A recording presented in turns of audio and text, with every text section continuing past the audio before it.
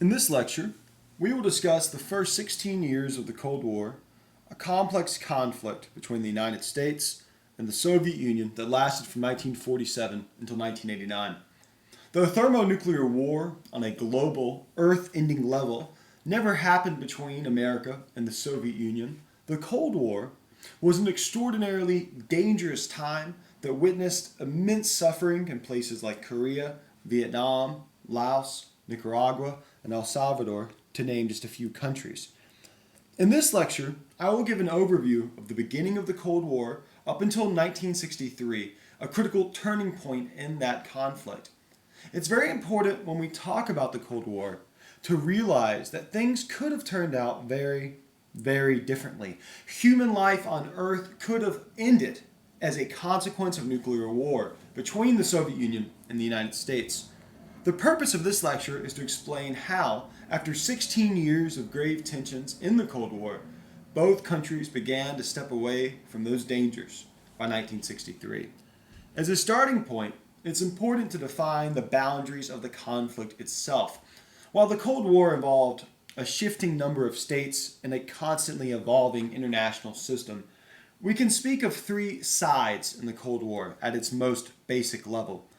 The democratic capitalist states were primarily represented by the North Atlantic Treaty Organization, or NATO.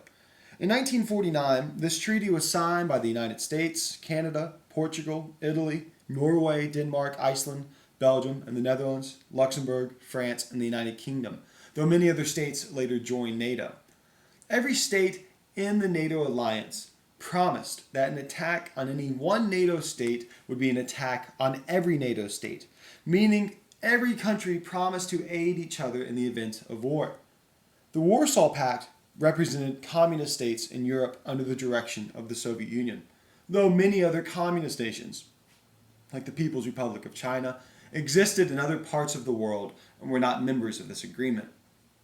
Created in 1955, the Warsaw Pact originally included the Soviet Union, Albania, Bulgaria, Czechoslovakia, East Germany, Hungary, Poland, and Romania. And like the NATO powers, they agreed to come to each other's aid in the event of a war with the West. The third side, if you will, in the Cold War was the non-aligned movement. While never a formal treaty arrangement, the non-aligned movement consisted of over 118 countries that refused to pick sides between the Soviet Union and the United States in the Cold War. Non-aligned states, meeting in annual summits starting in 1961, included Yugoslavia, India, Algeria, Lebanon, among many others.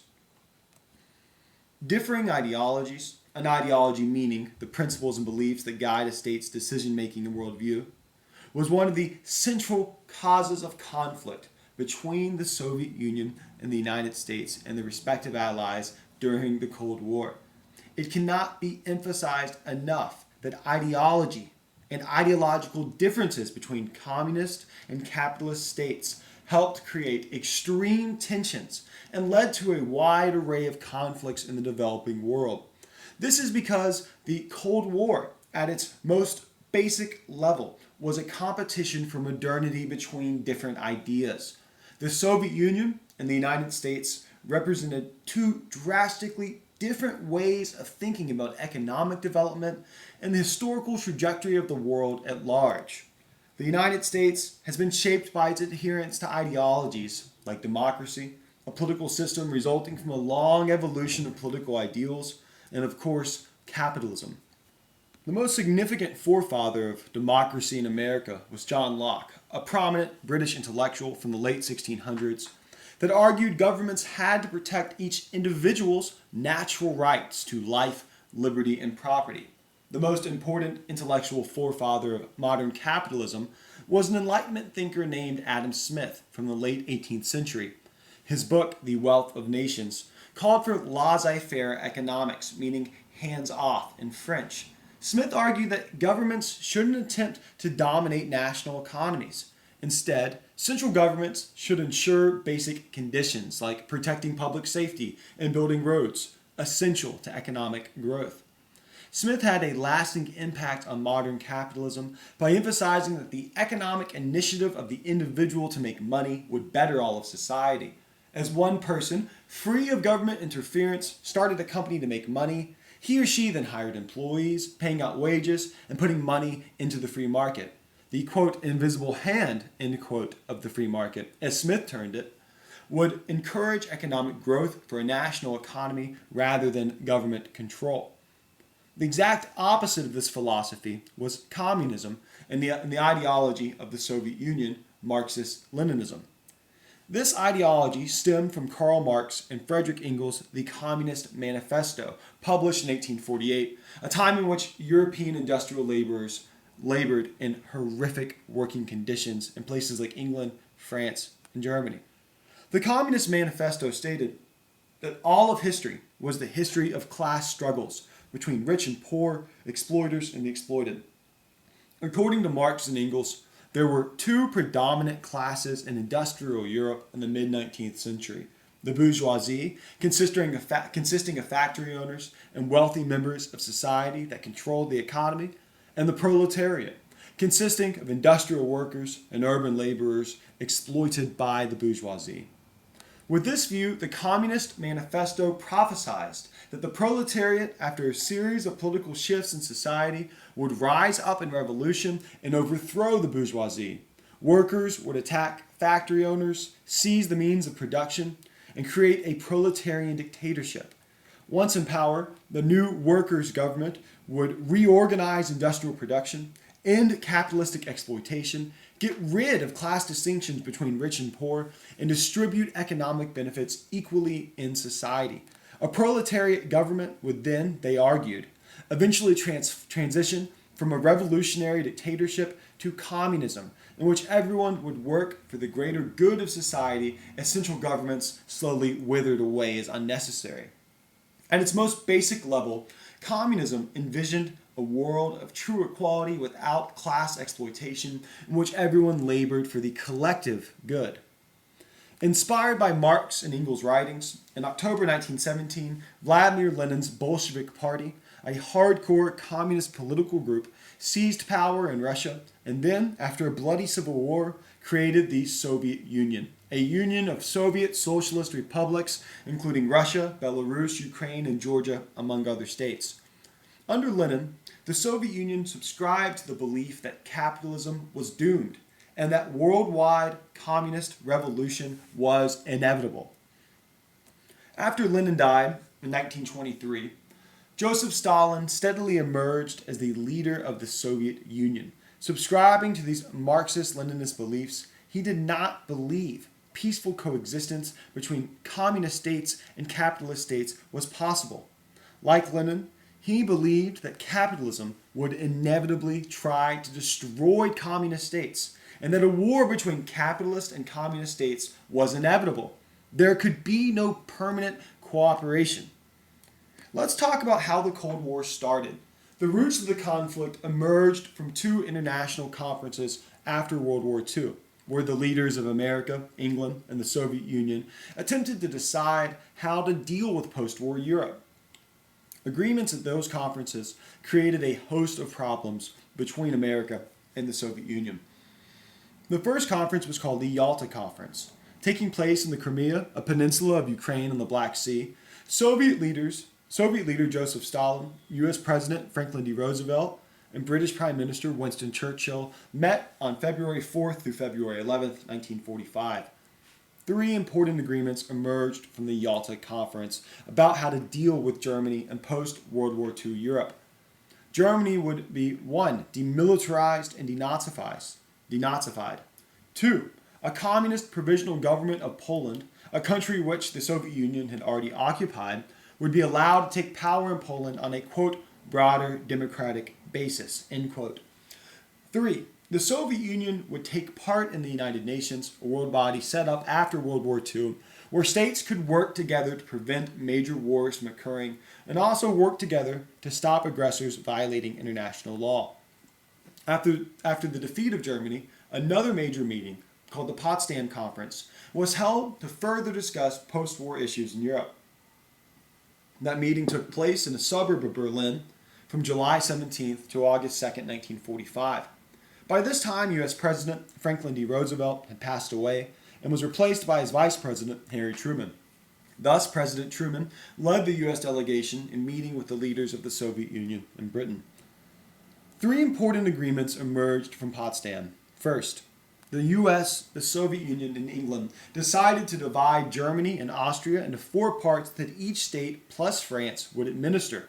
Berlin, they also agreed, would be divided into four parts between the Allies. Within a short time, however, Berlin became divided between Democratic West Berlin and Communist East Berlin, and Germany itself later became split between Democratic West Germany and Communist East Germany.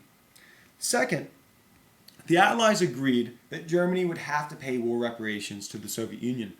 Third, they agreed at Potsdam to recognize a communist government in Poland. However, the most important occurrence at the Potsdam Conference was President Truman's revelation to Joseph Stalin that the United States had successfully built and tested an atomic bomb. Remember, this conference was taking place before the U.S. had dropped the atomic bomb on Hiroshima and then Nagasaki. Truman expected to surprise Stalin with this news. The creation of the atomic bomb was indeed an unprecedented moment in history. However, once Truman approached Stalin and informed him that the United States had a weapon of unprecedented explosive capabilities, Stalin simply smiled and said, "Oh, good, I hope you use it." Truman was absolutely stunned. He wondered whether Stalin had understood him. The Soviet leader, unbeknownst to the U.S., had had spies in the American nuclear program. He already knew that the U.S. had the atomic bomb. Thus, he intentionally stayed almost completely silent as Truman made this huge revelation. And then Stalin gave the U.S. president almost no reaction on purpose. Stalin was playing a diplomatic game. The atomic bomb, the leader of the Soviet Union realized, put the USSR at a distinct disadvantage in military power. So he acted like it really didn't matter. He even later said that atomic weapons were, quote, only scare those with weak nerves. Stalin, in his relaxed response, perplexed the U.S. delegation. They wondered, what did Stalin know that we did not know? Why is he so unconcerned? From another perspective, the fact that the United States had not told the Soviet Union about the atomic bomb before that point, the fact that they chose to inform Stalin in this manner, made the Soviet leaders intensely suspicious of America's post-war intentions. As a state already deeply shaped by communist suspicions, they thought, certainly, the United States refused to tell us because they aren't our real ally. Maybe they have other devious plans for after the war. This was an important origin of the Cold War. The Soviets resented the fact that the U.S. had kept the atomic bomb a secret from them. When the United States went on to drop the atomic bomb in Japan, especially the second bomb, many in the Soviet government felt that the United States was attempting to intimidate them with the new weapon. Another important origin of the Cold War was George F. Kennan's long telegram. George F. Kennan was a major American diplomat working in Moscow in 1946. While many in the State Department thought the Soviet Union could be compromised with in good faith, Kennan was concerned by his experiences in Moscow. Thus, when Kennan was asked to reply from Moscow to a mundane question on economic issues with the Soviet Union, he used the opportunity to write a 5,500-word telegram explaining his views on Stalin's government. In his, quote, long telegram as it became known, Kennan warned the U.S. government of Soviet intentions, stating that the USSR did not ideologically believe in the possibility of peaceful coexistence with the United States. His most important points were as follows. 1.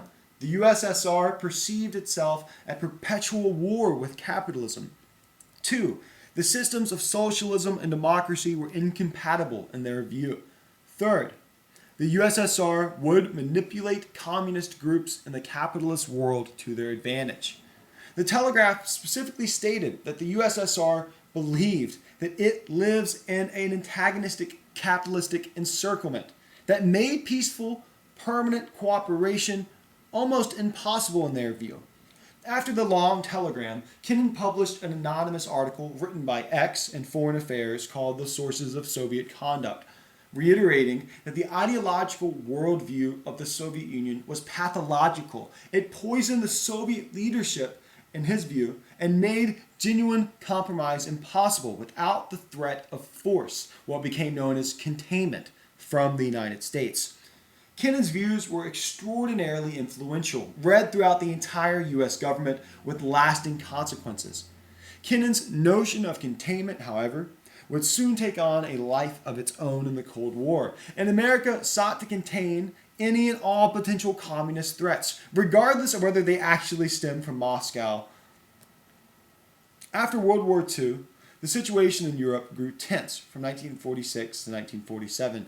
Forces of the Soviet Union and the United States, occupying Berlin on opposite sides, stared each other down in an increasingly tense post-war atmosphere. In Eastern Europe, including Poland, Romania, Bulgaria, Czechoslovakia, and other states, the United States gradually came to realize that the Soviet Union would not withdraw its armies from Eastern Europe. Though Soviet forces had driven the Nazis out of that region, they were there to stay. And they took increasingly authoritarian steps to install communist regimes in the region. After the horror of World War II, in which the Soviet Union lost 27 million people, Stalin viewed Eastern Europe as a buffer zone that would protect the Soviet Union from any foreign invasion in the future. Soviet actions exacerbated concerns that it would forcefully export communism to developing nations to ensure its own safety and help fulfill the Marxist prophecy of worldwide communism. After the death of President Roosevelt, U.S. President Harry Truman decided to be much tougher on the Soviet government and on communism in general. With tensions growing in 1946 and 1947, the communist insurgencies plaguing Greece and Southeast Europe, Truman announced that the U.S. government would lead the way in blocking communist encroachments into the free world. In February of 1947, fearful of Soviet intentions to expand communism by force, President Harry Truman announced the Truman Doctrine. This doctrine said that the U.S. would provide direct aid to states menaced by communist threats. A major part of the Truman Doctrine was also the American commitment to bolstering economic circumstances in Western Europe. The U.S. was keenly aware that economic devastation in West Germany, Italy, and France might encourage popular support for communism. So the Truman administration announced a new massive economic plan called the Marshall Plan. The Marshall Plan provided a little under $13 billion for economic reconstruction in Western Europe. While the Truman administration also offered to give aid to Soviet-controlled Eastern European states, the Soviet Union saw the Marshall Plan as a ploy to bring Eastern Europe and itself into the capitalist system. Thus, Moscow forbade Eastern European states from taking the money badly needed.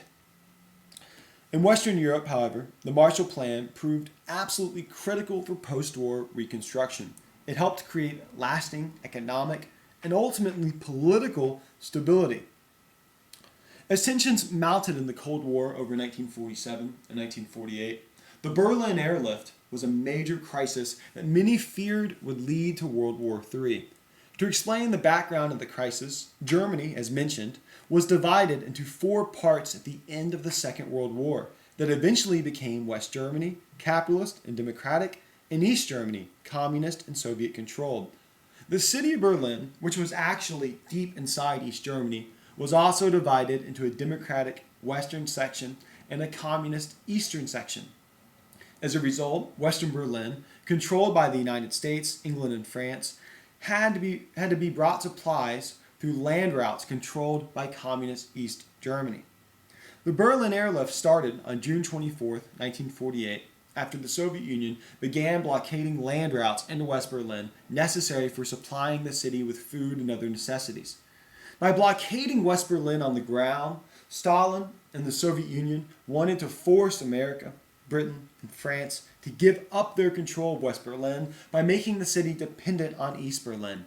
However, the Truman administration responded to the land blockade by ordering a massive airlift to deliver supplies to West Berlin through a constant round of sorties, bringing in 4,000 tons of food a day.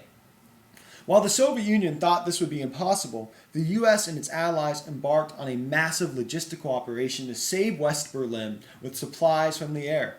While America warned that any attack on those planes would be an act of war, Soviet and American ground forces stared each other down in the center of Berlin in a place called Checkpoint Charlie, separating the city. Many thought war was imminent and that Soviet forces would invade West Germany and all of Western Europe. The Berlin airlift ended on May 12, 1949. However, when Stalin ended the blockade of West Berlin and recognized that his efforts to force the West to give up its part of Berlin had failed. Throughout the entire Berlin airlift, the United States Air Force flew over 200,000 flights and brought in 13 million tons of food. During the crisis, Truman ordered Air Force bombers capable of carrying nuclear weapons to England as a message that if the Soviet Union started a war in Berlin, the U.S. would launch nuclear strikes against Moscow and Russian territory. While the Berlin airlift was a major success for the Cold War, 1949 saw communist successes that dramatically escalated the Cold War. In that year, Mao Zedong's communist forces seized power in China, stunning America. Many Americans felt the United States was losing the Cold War, and they vehemently criticized the Truman administration for, quote, losing China, end quote. An extraordinarily unfair suggestion that the United States could have somehow controlled China's political destiny. That same year, the Soviet Union also tested its first nuclear bomb. The successful testing of a nuclear weapon by the Soviet Union meant the beginning of a nuclear arms race in the Cold War. The Soviet Union didn't announce the test itself. The Truman administration discovered evidence of the Soviet nuclear test through radioactive debris detected in the atmosphere, and they then decided to calmly announce the test to the American public to prevent any public panic. The real impact of the first Soviet test was that Truman ordered the building of a thermonuclear hydrogen bomb, known in the scientific world as the Super. The U.S. succeeded in building and testing that nuclear weapon by March 1st, 1954. Thereafter, both the United States and the Soviet Union sought to build bigger and bigger bombs that were thousands of times more powerful than the atomic weapons dropped on Hiroshima and Nagasaki. The nuclear arms race ensured that the vast majority of the Soviet Union and the United States would be destroyed in a war between those ideological foes. The first hot war, so to speak, of the Cold War was the Korean War. After the end of World War II in the Pacific, the United States and the Soviet Union arbitrarily divided the Korean Peninsula in half at the 38th parallel, with Soviet forces occupying the northern half and with United States forces occupying the southern half. While the United States and the Soviet Union had originally agreed to hold elections after a period to decide Korea's political future, the emergence of the Cold War made that impossible. Thus, the U.S. backed the creation of the capitalist Republic of Korea, known today as South Korea, and the Soviet Union backed the creation of the communist Democratic People's Republic of Korea, known today often as North Korea. In 1949, the leader of North Korea, Kim Il-sung, asked Stalin to approve a North Korean invasion of South Korea that would make the entire Korean peninsula communist. Thinking that the United States would not fight to keep South Korea a capitalist state, Stalin reluctantly approved the invasion by North Korean forces. As North Korean troops demolished the South Korean army after June 25, 1950, and nearly conquered the entire peninsula, Truman stunned Kim Il-sung and Stalin by committing U.S. military resources through the United Nations to fight against North Korea and save South Korea. After UN and U.S. forces drove communist forces out of South Korea and nearly occupied the entirety of North Korea, Mao Zedong's Communist China sent a massive Chinese army to save the North Koreans. Huge numbers of Chinese troops, termed volunteers by the Chinese Communist government, drove the United States back to South Korea. 2 more years of brutal fighting followed near the 38th parallel until bitter negotiations produced an armistice. No peace treaty, even to this day, was ever negotiated ending the Korean War, and the peninsula technically remains at war. Nuclear weapons were never used in Korea, and the United States never attacked China because the White House was extremely weary about provoking a nuclear war with the Soviet Union. Truman worried that if the U.S. bombed China or used nuclear weapons, the Soviet Union might enter the war. Nuclear weapons aside, the casualties of the Korean War were horrifying. 33,600 Americans died, 16,000 UN troops died, 415,000 South Koreans died, 520,000 North Koreans died, and almost 1,000,000 Chinese soldiers lost their lives. The Korean people themselves suffered enormously in the war, and much of the peninsula was destroyed. The legacy of the Korean War, though, was that the United States would fight bloody and costly wars to prevent the expansion of communism, even in regions that seemed outside of its immediate security interest.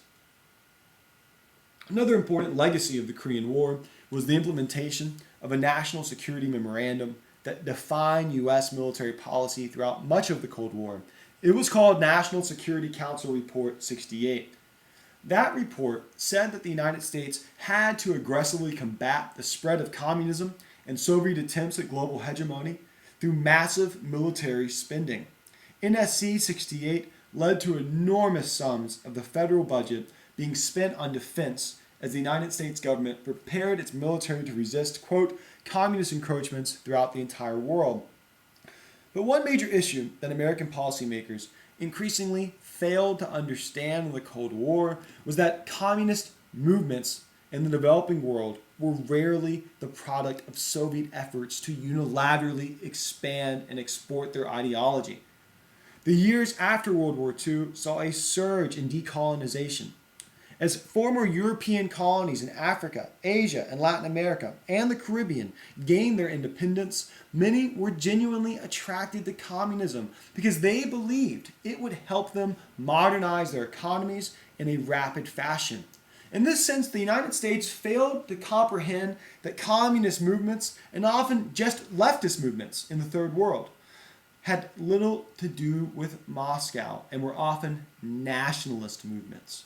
The United States would learn this painful lesson in the Vietnam War, a conflict in which Ho Chi Minh and Vietnamese communists valued national independence far more than any enduring allegiance to Moscow. After the death of Soviet leader Joseph Stalin in 1953, there was a struggle for power in the Soviet Union, and out of this arose the charismatic character of Nikita Khrushchev. Khrushchev had little education, though he was quite intelligent. He had once been a metal worker and a miner in the Soviet Union. A true believer in Marxist-Leninism, Khrushchev rose to power under Stalin over the 1930s. Upon taking total control in 1956, Khrushchev denounced Joseph Stalin as a tyrant in a 1956 speech. In doing so, the new leader revealed the extent of Stalin's crimes against his own people.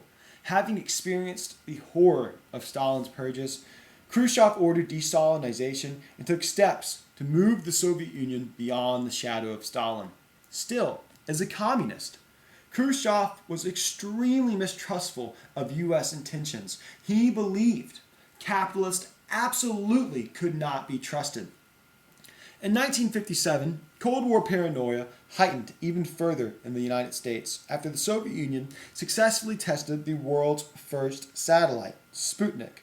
The first man-made object in space, Sputnik caused widespread panic in America and ignited a space race that led the U.S. to succeed in putting a man on the moon by 1969. Over the late 1950s, the Soviet Union also began to increase its nuclear arsenal. As it developed nuclear missiles capable of wreaking havoc on U.S. cities, Khrushchev bragged before the world that his country was turning out rockets like sausage links. As a result, in 1961, tensions continued to build in the Cold War as John F. Kennedy was sworn in as U.S. president. While running for office, Kennedy warned that the Soviet missile arsenal was far larger than America's, and he campaigned on eliminating the so-called missile gap. In reality, the missile gap was a myth. The U.S. nuclear arsenal was always far stronger than the Soviets. On top of Kennedy's pledge to boost the U.S. nuclear arsenal, however, the new American president also promised to pursue a new diplomatic approach with the Soviet Union. Dealing with an extremely dangerous international environment, Kennedy sought to negotiate a reduction in tensions with the Soviets through small, perhaps seemingly insignificant agreements. Small negotiations, he felt, might build trust and create momentum towards larger cooperation and eventually sweeping changes in the Cold War. This new diplomatic approach was all the more critical for President Kennedy after he watched a security briefing on what to expect in the event of nuclear war between the Soviet Union and the United States. The consequences were unimaginable. An estimated 300 million human beings would die in the first 24 hours throughout the world. All major cities in the US, Europe, and the Soviet Union would likely be destroyed, and there was the very real possibility that the Earth's atmosphere would not survive the simultaneous detonation of hundreds, if not thousands, of hydrogen bombs. Human life on Earth, scientists feared, could quite literally end. With this unspeakable scenario in mind, Kennedy decided that he should meet Khrushchev personally during his first year as president. In late winter of 1961, Kennedy sent a request to meet Khrushchev in a summit in a neutral country. However, before the two world leaders could agree on a date to meet, a major debacle happened in U.S. policy in Cuba called the Bay of Pigs. To explain, Fidel Castro had successfully launched a communist revolution in Cuba in 1959 that horrified the United States. Though Castro only turned to the Soviet Union after America denounced his overthrow of the brutal dictator that preceded him, the Soviet Union cherished having Cuba as an ally just a few hundred miles from Florida. Thereafter, the Eisenhower administration grew determined to get rid of Castro and designed a plan to land an American-trained Cuban army in the Bay of Pigs in Cuba that would overthrow Castro's government. After Kennedy came into office, he was hesitant about the plan, but with national security officials promising success, Kennedy approved the operation in April 1961.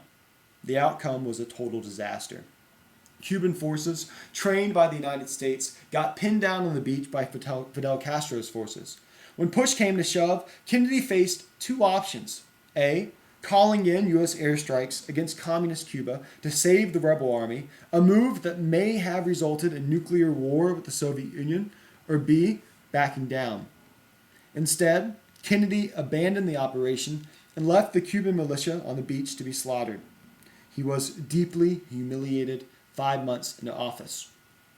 Just 2 months after the Bay of Pigs incident, Khrushchev and Kennedy met in Vienna at nearly the height of the Cold War. There, Kennedy expressed his desire to foster a greater appreciation of mutual problems between the Soviet Union and the United States. Khrushchev responded that as long as the foundation of U.S. policy was the elimination of communism throughout the world, cooperation would be difficult. Kennedy said that the United States could not stand by and let the Soviet Union force communism on new countries in the developing world. The Soviet leader responded by asking how the United States could hold the Soviet Union accountable for the spread of ideas beyond its control.